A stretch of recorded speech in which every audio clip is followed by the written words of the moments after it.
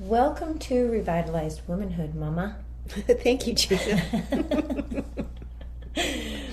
This is my mom, everyone. If you are watching on YouTube, you can see where I get my gorgeous good looks. She didn't know. I'm like, Mom, by the way, when you come down to visit, we're going to record. I know. We're going to record an That's episode. a surprise. Surprise! Welcome! Thank you.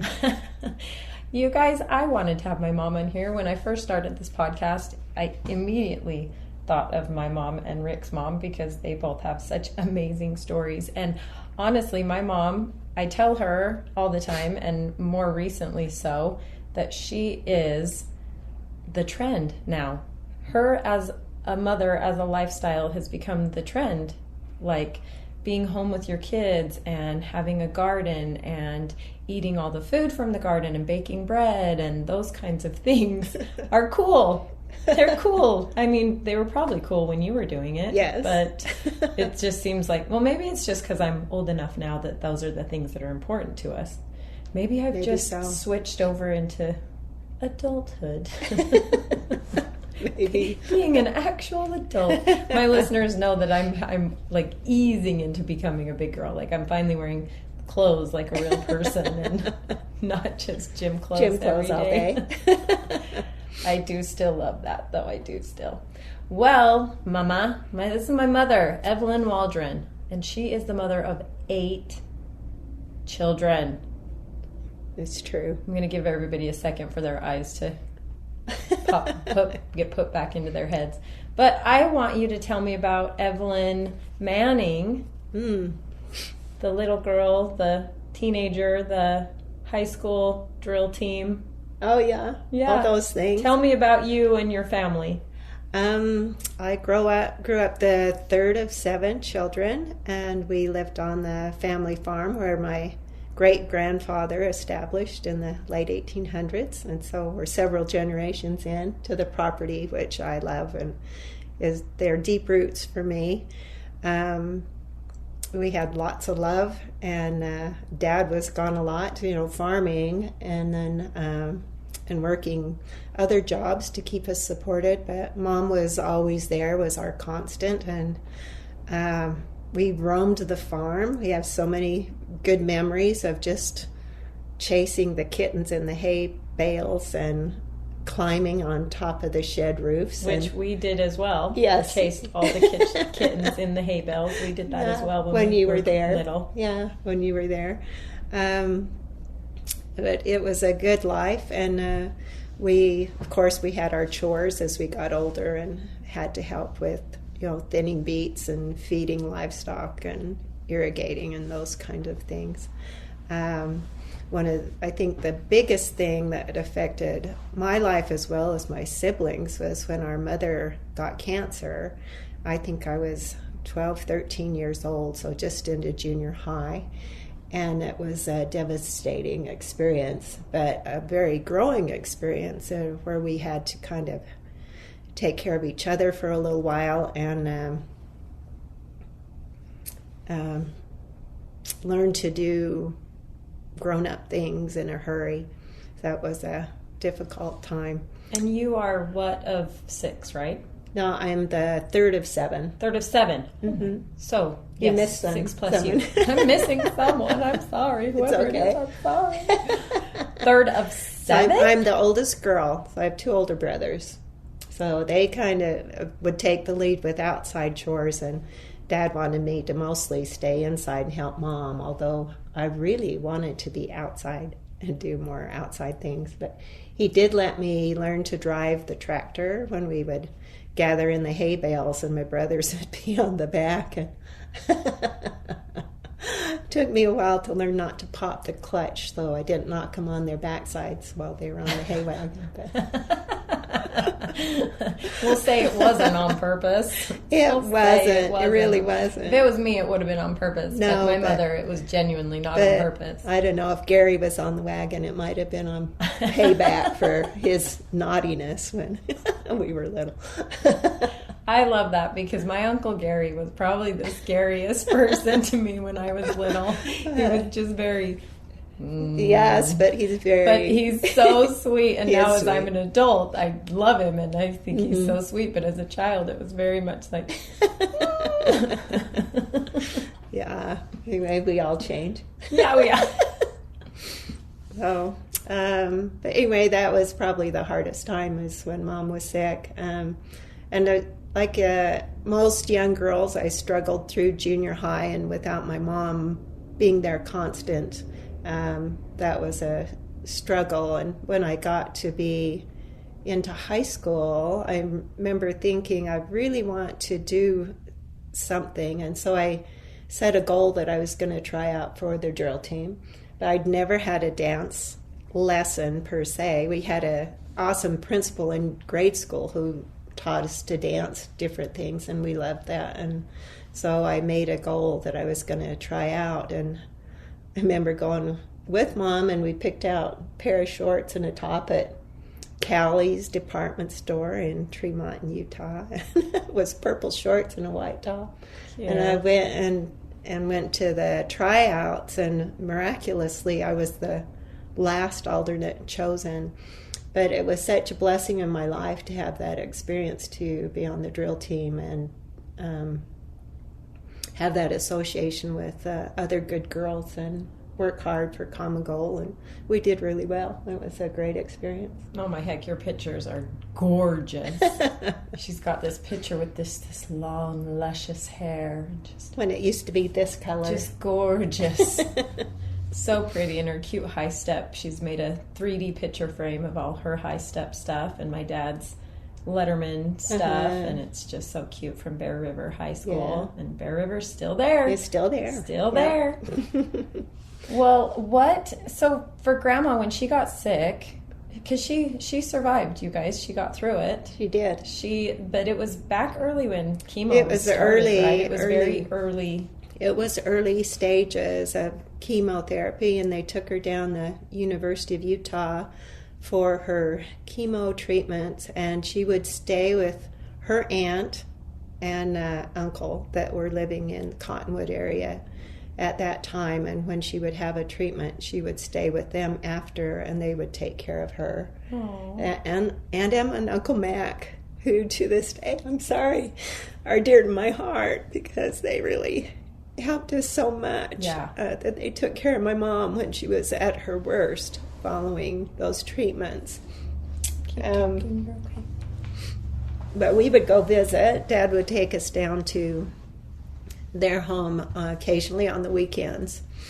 And I remember one particular Sunday that Anna made us a lamb roast for dinner. And she made it in a particular Dutch oven, and she served it with mint jelly. And that was the first time I'd ever had mint jelly. But when Aunt Em passed away, that Dutch oven was still there, and my mother gave it to me because I always remembered having my first lamb roast in.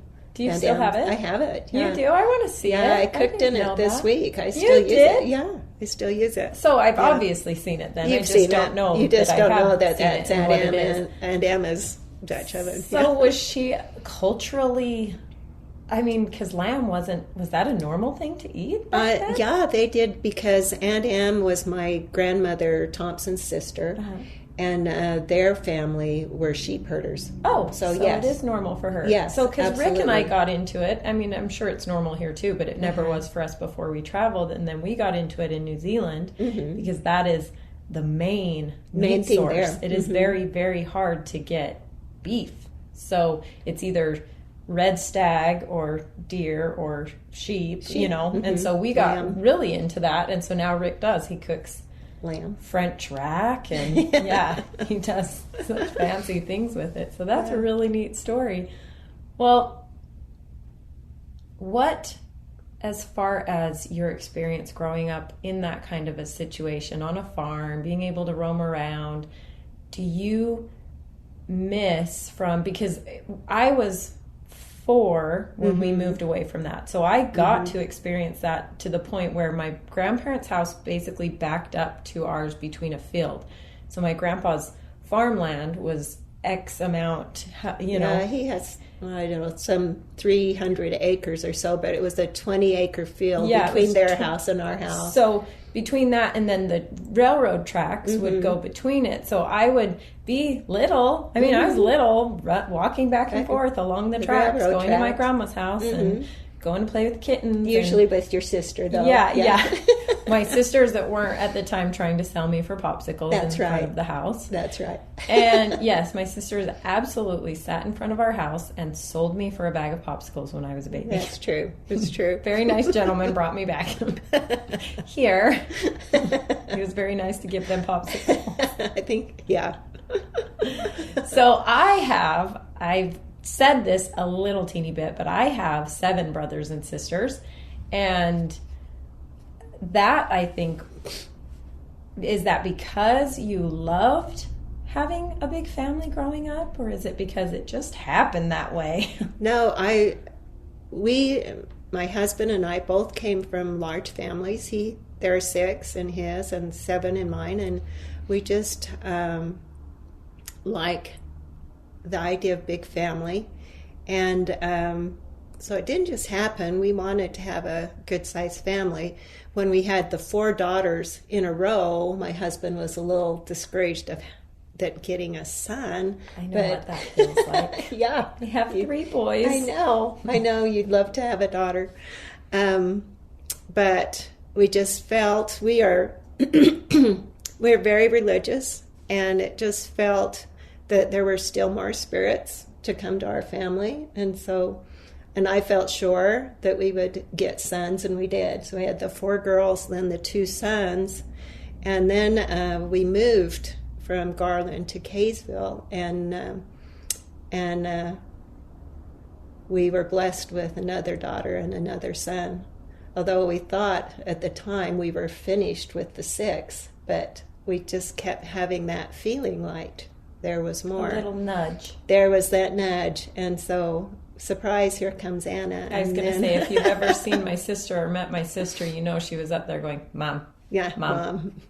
Well, Mom. And she wasn't as bad as Matthew. Really? Was absolutely just, I felt like remember when we'd count heads when we'd get in the car and count off? We'd always count off. Be sure we had everybody, especially after we left this one at the parade in Tremont, or in Garland at the Weekmeat Days parade. Did I even know? Did I even care? Think you knew. I was such an explorer. I was a wanderer. I don't know that I even cared. Cousin Johnny's house was on Main Street, and that's where we'd been. I knew where the candy was. And so you didn't miss us. We came right back as soon as we realized there was no... your number was missing.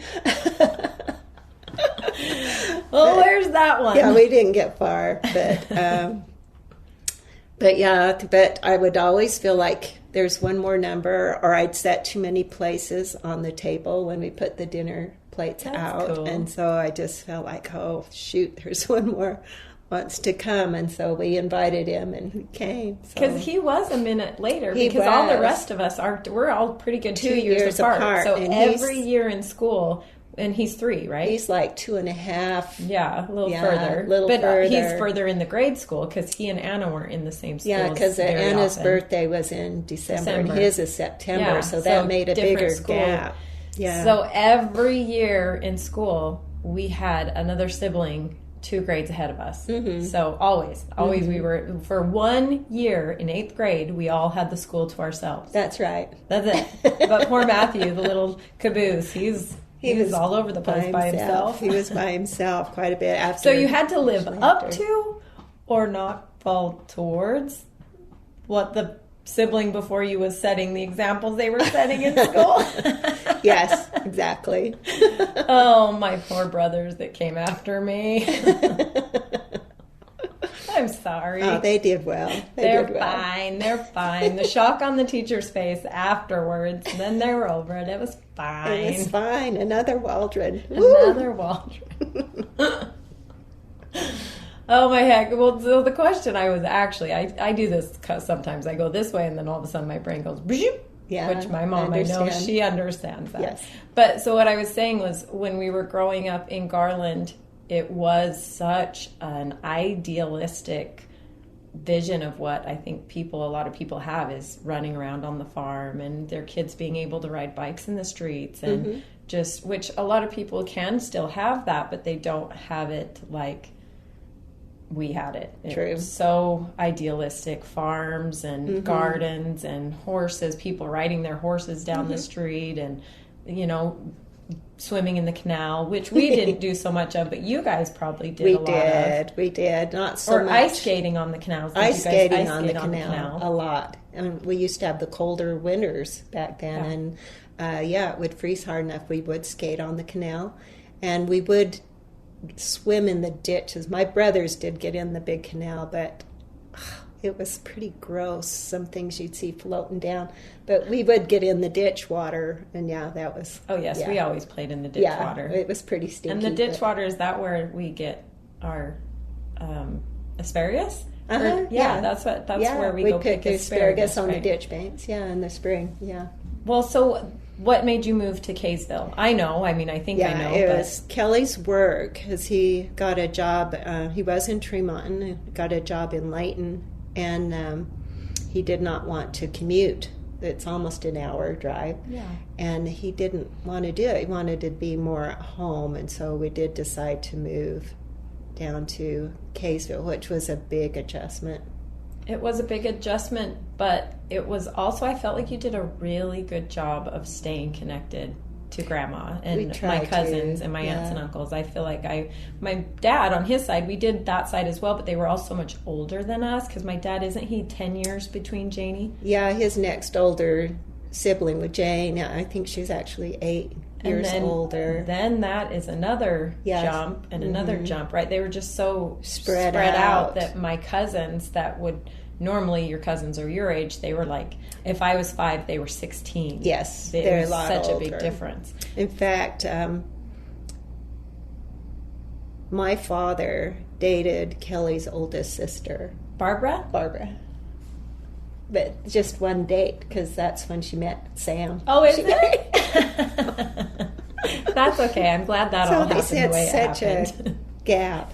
Such a gap. That's funny. So my aunt dated my grandpa. Yeah. That's the gap. Yeah.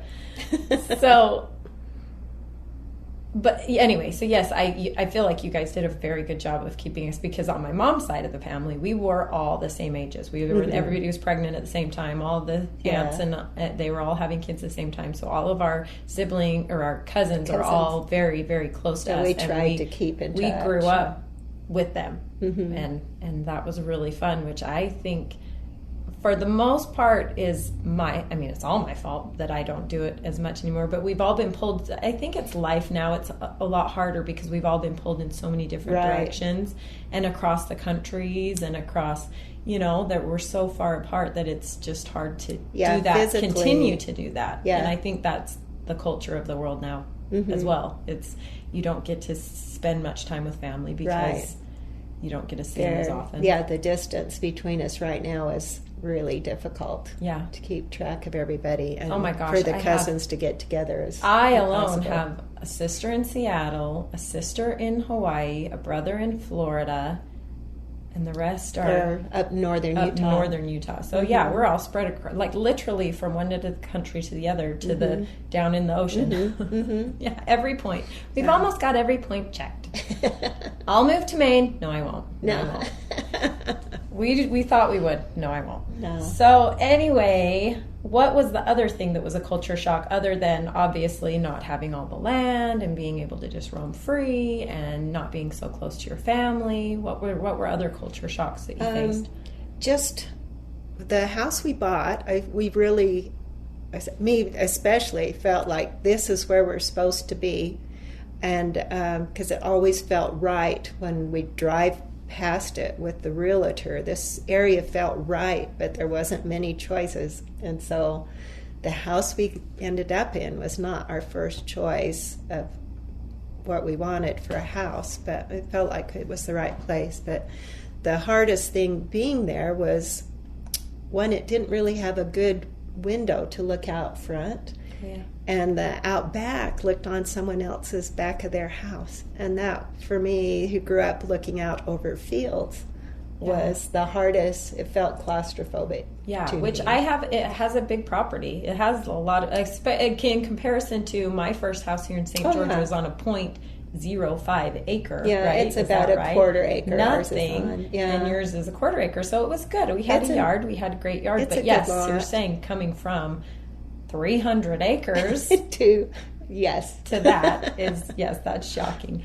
But I also am glad that you felt that way, because for me growing up there, we knew every single neighbor. We knew this was brother and sister Gooch. This was the Stephensons. This was, we knew everyone. And so if I was playing with someone, it was like across the street, or it was right behind the house, or we would climb the fence back and forth between the Stephensons' house, and we would be cutting corners just so we didn't have to walk around the block and go into the Macy's. And it was really nice that with so many good kids. Neighbors and so many kids in the neighborhood at that time. So many children. It was all really of my best awesome. friends were in our right neighborhood. There. All the boys would always, all the girls would always want to come hang out at my house because all the boys lived around me.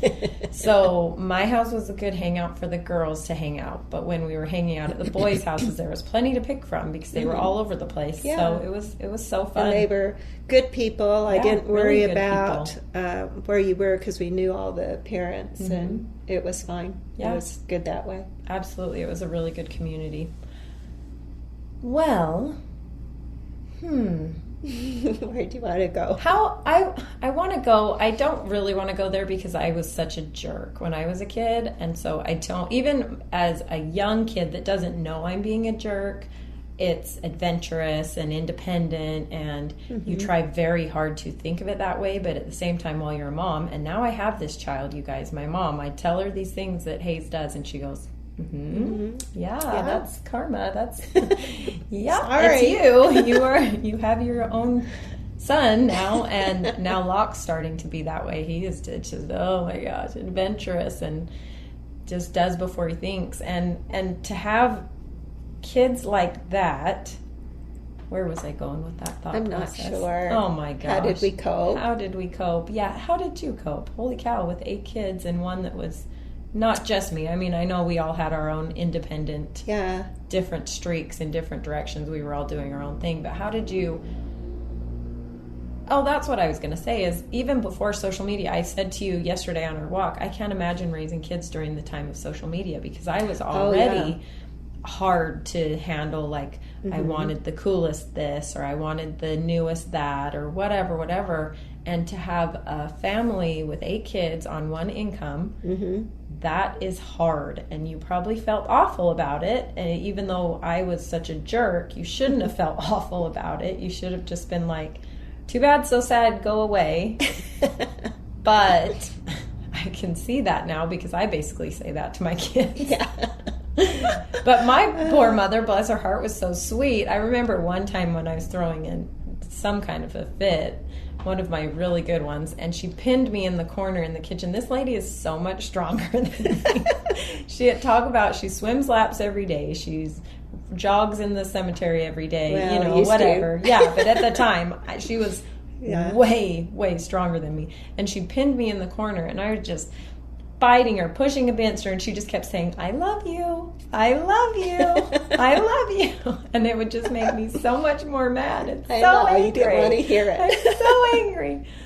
But that's, how do you put up, how do you deal, I'm sure it was a lot of tears, how do you deal with all of those personalities? Yeah, it's true. I mean, from the time they're born, all you moms know, your kids come with a different package, and you can tell almost from birth that the differences in their behavior and their spirits, they're all so different.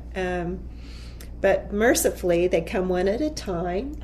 Some of them. So we didn't get blessed with twins, but we would have loved it if we had. But we just one at a time, and I just embrace each child into the family, and the older siblings always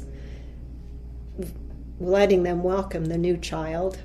So our family's just growing in love each time. But I think the thing that helped me with the challenging children was just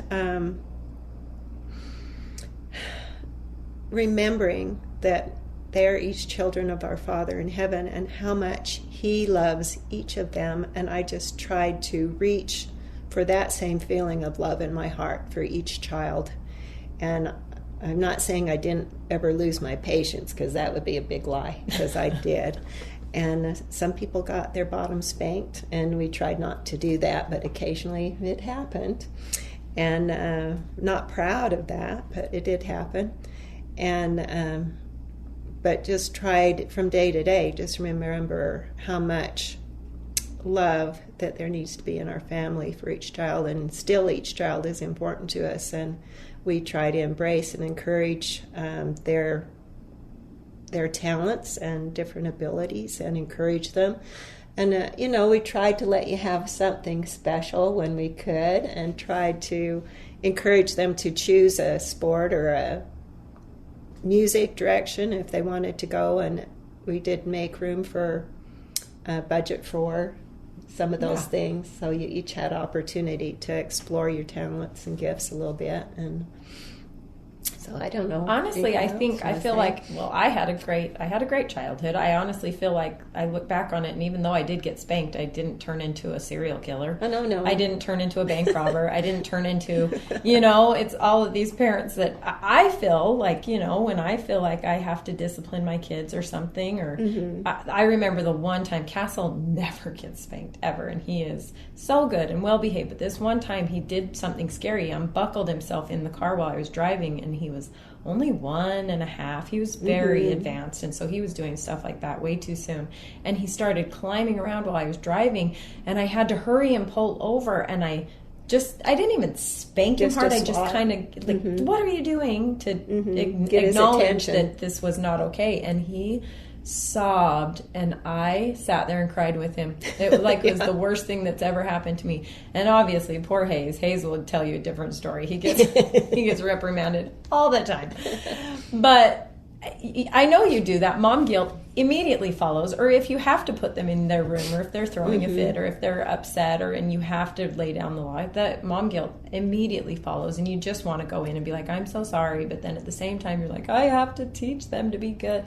You do worry about that they're going to grow up to be a bank robber or a serial killer, or you worry about that they're just going to be, if you're giving in too much all the time, they're going to be a worthless human being and not giving back to society, Yeah. You moms all know what I'm talking about. And, sometimes it was important to explain why, why. Yeah. If you could get the child to listen, get them to come down from their I hate you mode to where you can reason with them a little and explain why this behavior is worrisome. Yes. Well, I think even like you were saying, we each had our sports, whatever we were in, and I remember I got a karaoke machine, and I was so excited about it. So it was actually something we got Castle one year for Christmas, and he loves it. Same thing. And one year I got a Jazzy doll, which was like the cool Barbie doll, whatever it was, and I was so excited about it. So, but I think that makes it more special. You're not the one Christmas, Castle, one of his first ones, I remember, I think he was 3, and he was still our only child, and I may have just had Hayes. So anyway, he was right about there, and he got so many presents, of course, like way too many, but all he had asked for is this one Ninja Turtle sword. And so we let him open that one first because that's what he had been asking for. And that's it. That's all he wanted. And so we said, keep opening your presents. And he actually started crying, like to the point where he was so upset he didn't want to open any other presents. He just wanted this sword. And ladies, we packed those presents away and gave them to him the next year for his birthday. Honestly, I think those presents probably fed the next birthday and the next Christmas. Because she went over the top. Yeah, we just had so much. But he didn't care. He didn't want to open anything else. So in this world of so much, and we think we need to give them all these things, it's like, ask yourself, are you just creating something where they're not going to appreciate things? And also, even further than that, you're setting a bar for their poor husband or wife that they're never going to be able to reach. You're setting this expectation of, well, I got all of this when I was a kid, so yeah, I'm expecting you to give me that too. Right. I got a Fendi bag or a Gucci bag when I was 16 years old, or I got a brand new car when I was 16 years old. Yeah. So you, as my husband, you better step up your game. You're putting a lot of expectations on. It's true. And it's true. It's naturally what the next generation learns from us doing those things. Yeah, it's important to have gratitude. Always be thankful for what you do have. And I agree that too much is overwhelming. Yeah. Yeah. Overstimulating. So, yeah, and it's too much. But appreciating the basic things, the simplicity of homemade cooking and, things like that are from the heart. It's just, I don't know, it's a more comfortable place to be in, I think. It is. It's more comfortable. You're not keeping up with the Joneses. Period. Is such a stress that it's like we all feel it, and then once you finally get past it, you're like, oh, that's so nice not to care. Yeah. It's so nice. It's like, my car is, it's fine. I love it. Appreciate the simple things, the traditional things. When I was little, I remember I would get so bugged that we didn't have Lunchables, if I would want Lunchables for lunch, and my mom was so cute, and she would go and get the lunch meat that she could get in bulk, and the cheese that she could get in bulk, and the crackers, and then she'd make her own little lunch bowl, which is so boutique-y now and trendy to do now. I did not want that. I wanted the package. I wanted the package, and I wanted the little Capri Sun in it. It didn't matter that she literally just gave me every single thing that came in that stupid package for a lot less. I know. I'm but we do. Oh, wow. I think we have the things, and so we don't appreciate them.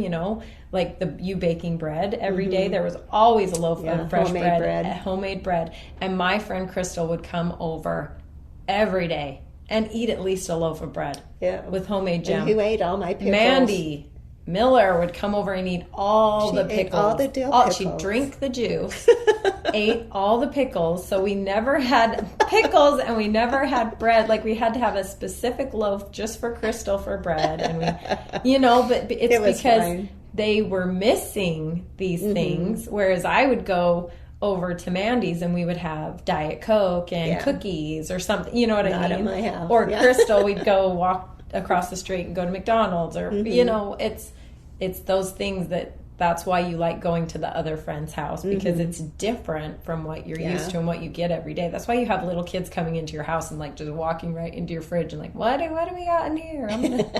You all know what I'm talking about. You all have that neighborhood kid that just comes into your house and just opens the fridge and opens the cupboard. Yeah, it takes a village. I love the village. Jen is my sister wife. She is my village. I love the village. Yeah. Well, what else? Anything else? Yeah. I've got so many things in my brain that I want to know while I have you here recording. Tell me something from your childhood. What would you tell young Evelyn?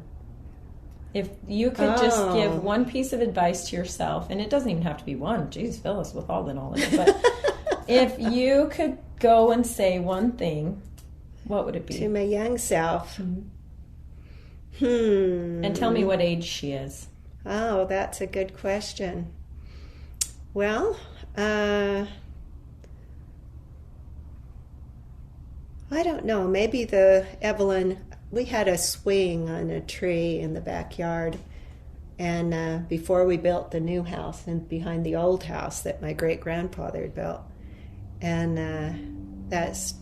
I spent a lot of time in that swing thinking. And I remember being maybe 8, 9 years old and sitting in that swing and thinking, how old am I going to be in the year 2000? That seems like so far away.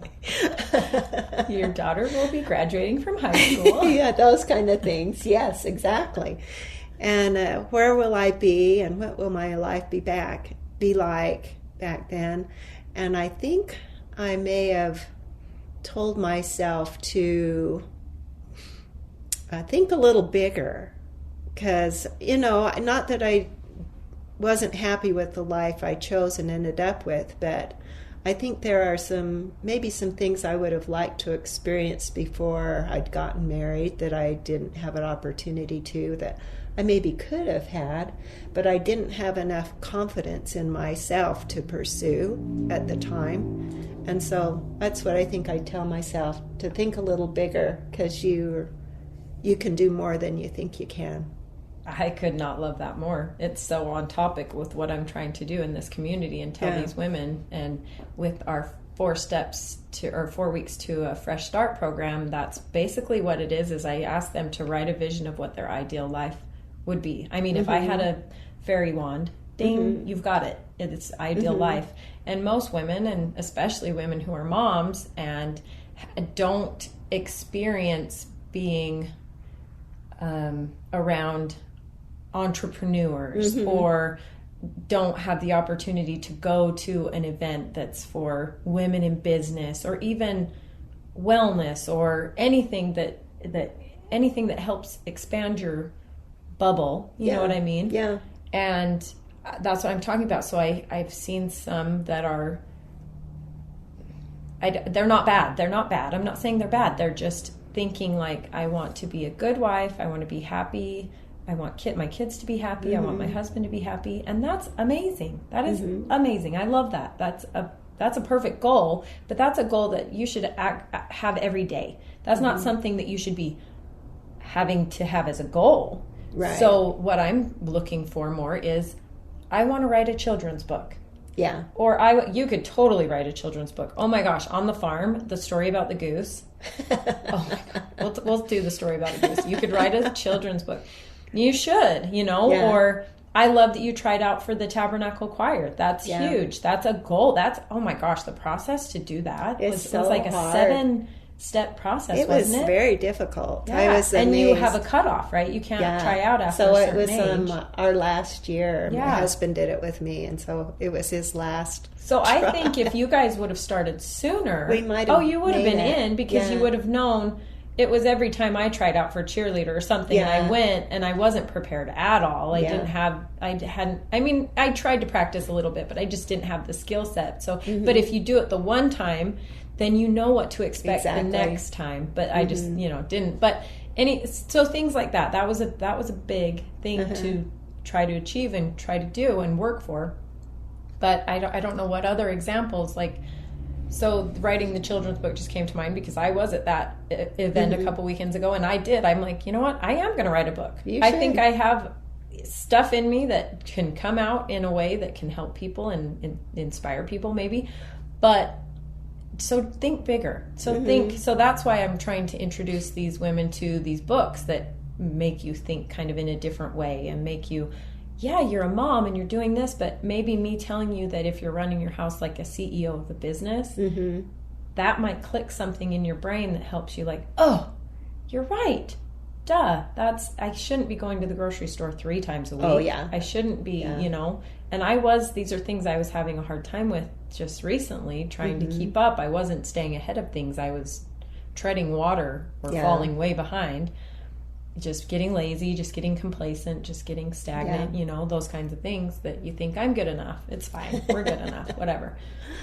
But, Rick, I didn't have to dream big because my husband, he's got big dreams. He does. He's got very big dreams. And I think the difference in that, I had Emily Frizella recording with me, and she was raised by an entrepreneur. So she was raised to think that way, to think certain ways. Whereas it's a generational thing. It's just, it wasn't a good or bad. It was different. You were raised to think of this way. Yeah. And so I thought of that as, my parents taught me in this way because that's the way they thought, but you did teach us bigger. It got bigger. You taught us bigger from what you were taught. Right. And now my kids are learning from the entrepreneur state of mind, from their dad, so it is him saying, you're not going to go to college. You're going to travel around the world. You're going to read books.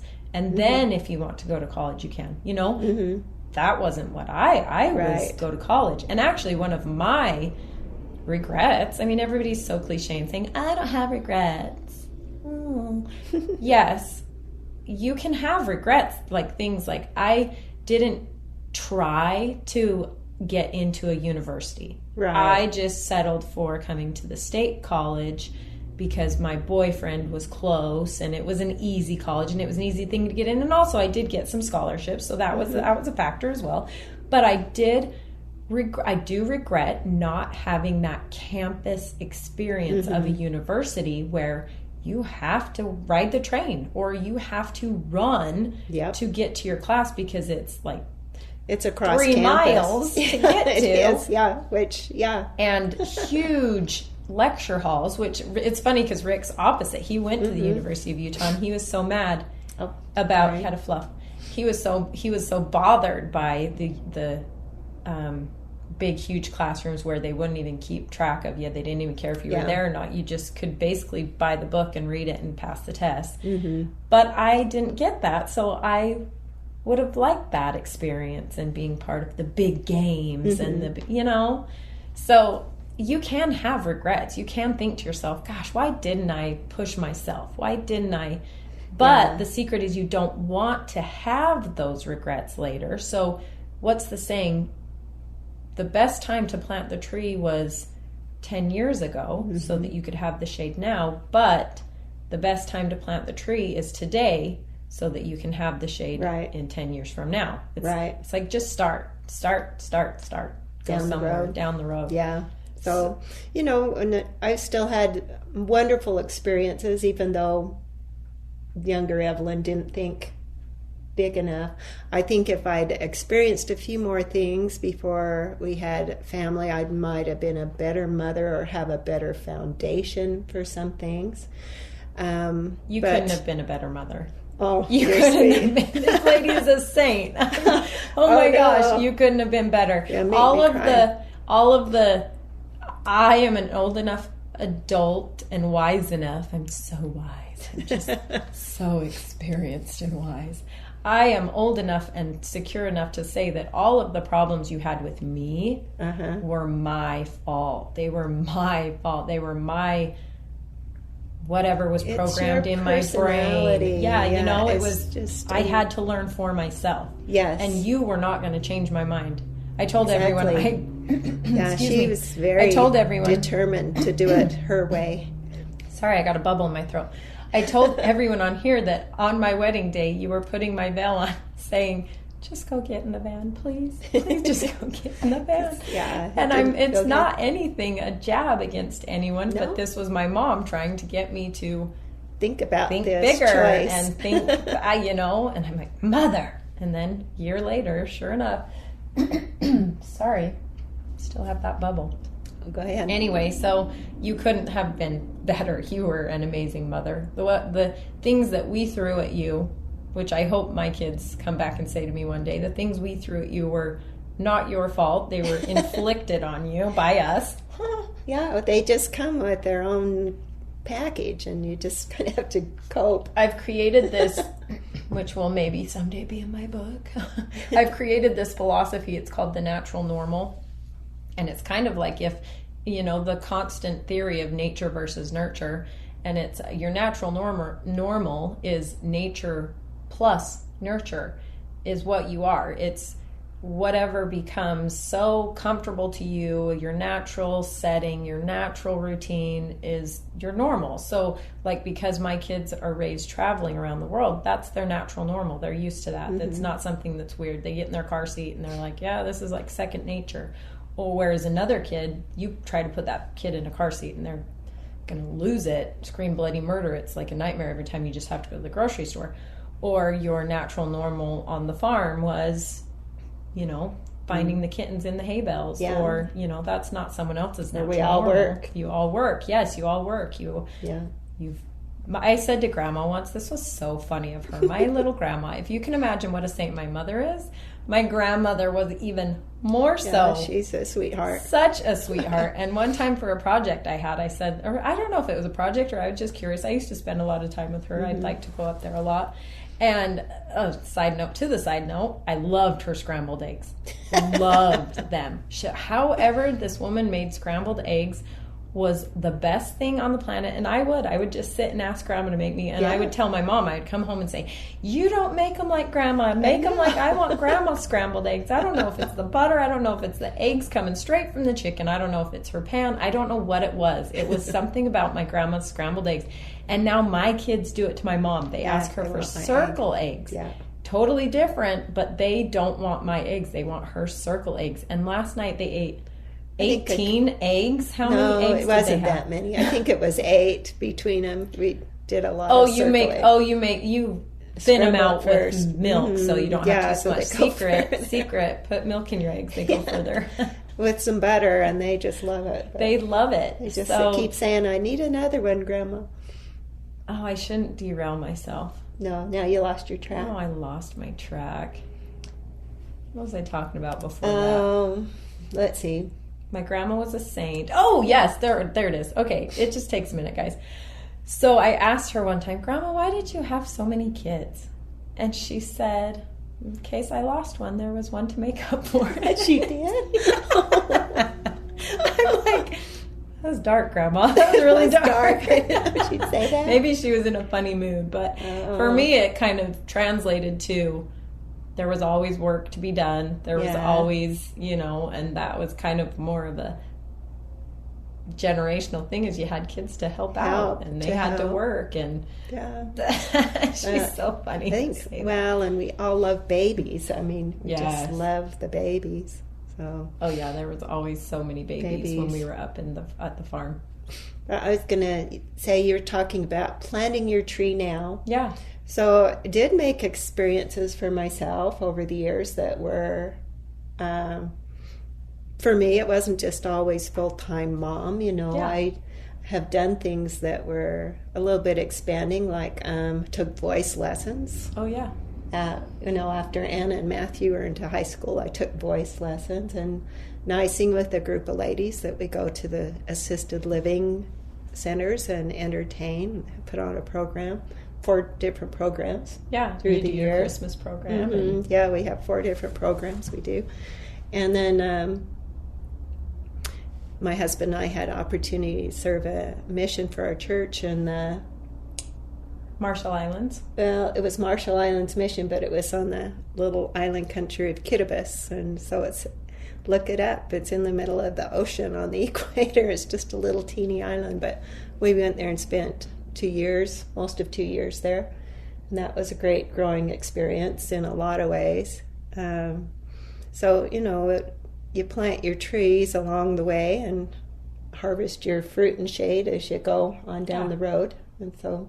Yeah, I worked a little bit here and there. I always have sewn, and so even now I do alterations for people that. Oh yeah, all of our dresses for dances. We did a lot of sewing. We did a lot of sewing. Mm-hmm. All of our dresses, and all of my sisters. You did everybody's wedding dresses. No, didn't you? I didn't do Anna's or yours. I did Amy, Sarah's, and Katie's. I did their wedding dresses, and other people's, many other people's wedding dresses. but mostly not too much from new, but alterations and things. So I keep busy. Yeah. Got to keep busy. Yeah. I can imagine once 8 kids are out of your house, it's either a party or it's, well, now what do I do with my hands? I don't know what to do. Oh, there's so much to do. There's so much to do. Her garden is out of control. Kelly, it is. Kelly Brown-White, I call her Kelly Brown-White. Yeah. She knows what I mean. She was just doing pickles. Oh, yeah. And she says, am I trying my hand at this? And I says, well, just call my mom. If you have any questions, just call my mom. She'll walk you through it. Yeah. So. Or now you just look it up on YouTube. You can see anything on YouTube. It's true. You look up everything. That's true. I do. I learned how to fix a toilet. Everything I had to do with our vacation rentals, I'd just YouTube something and how do I fix this toilet? I wish I'd had it. Oh my gosh! Can you imagine? It's also right now because I'm only 40 and I can say things like, in my day, back in my day, we had pagers, when trying to explain to Castle what a pager is hilarious. It's like you still had to find a phone. The pager was almost useless. Well, just let you know that you needed. Someone needed you. Yeah. And that's exactly what that is. So, well, anything else you want to share with us, Mama?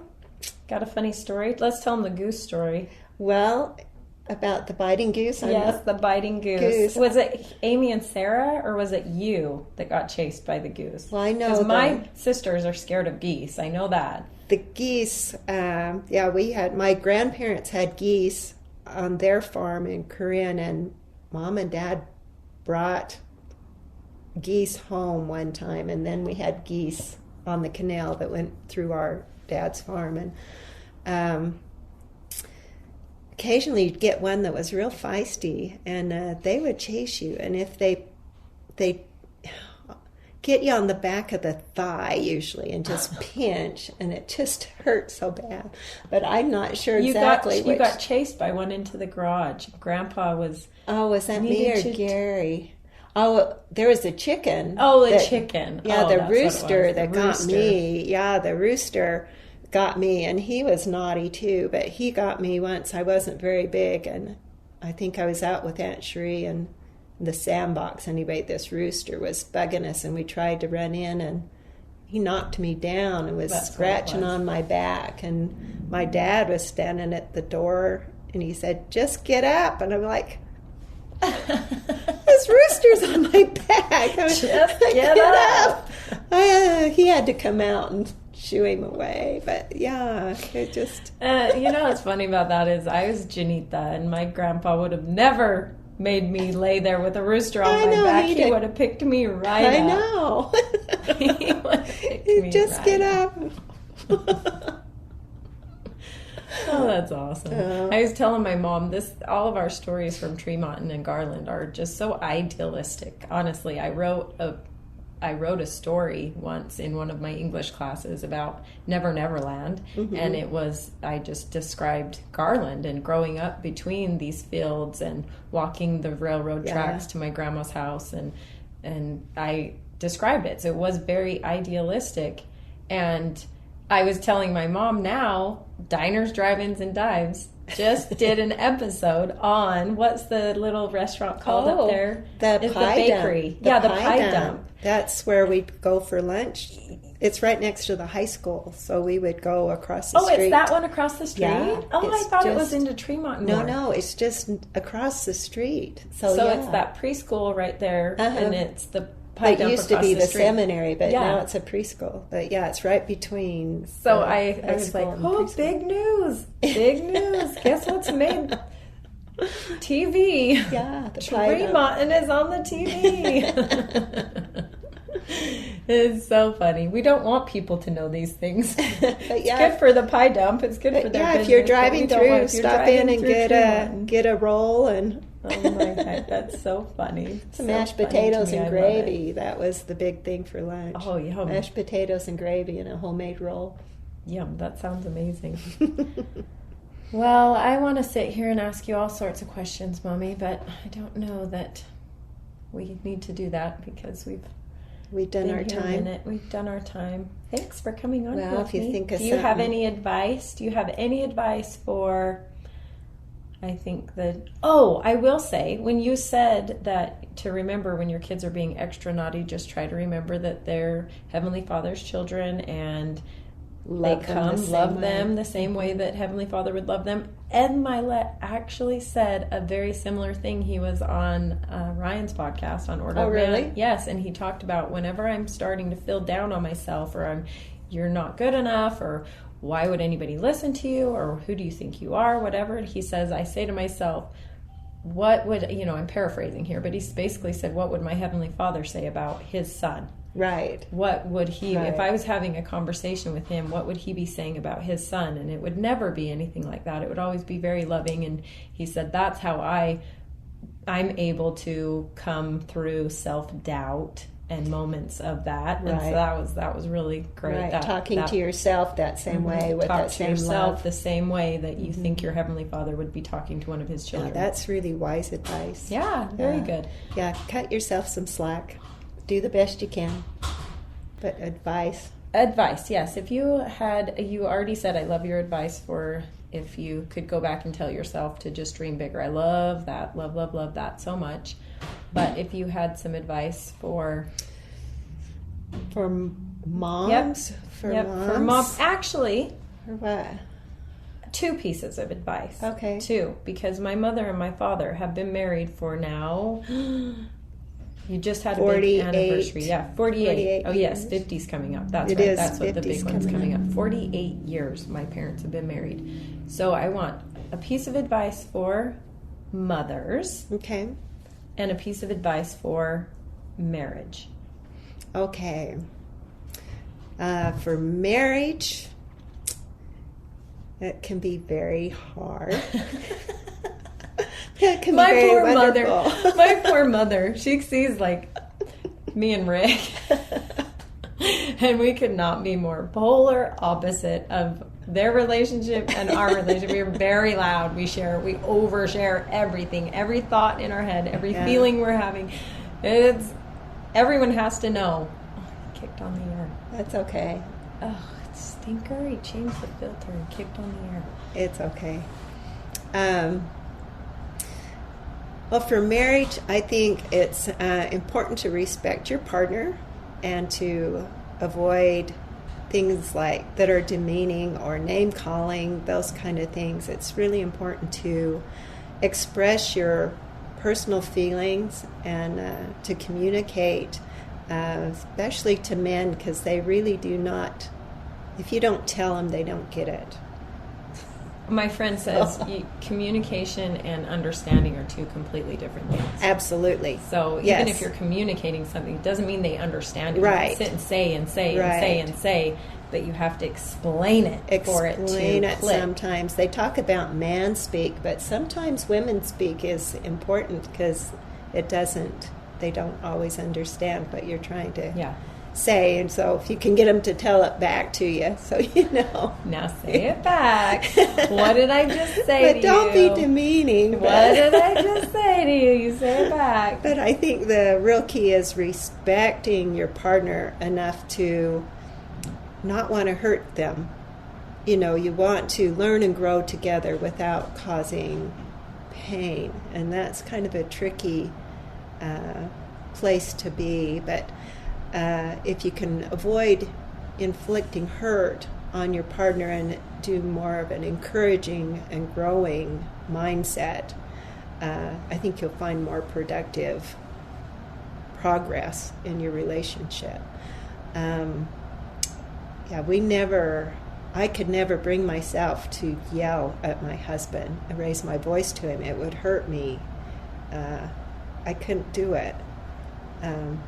So we had disagreements, and there's tears and things, but always able to talk things over and come to common ground.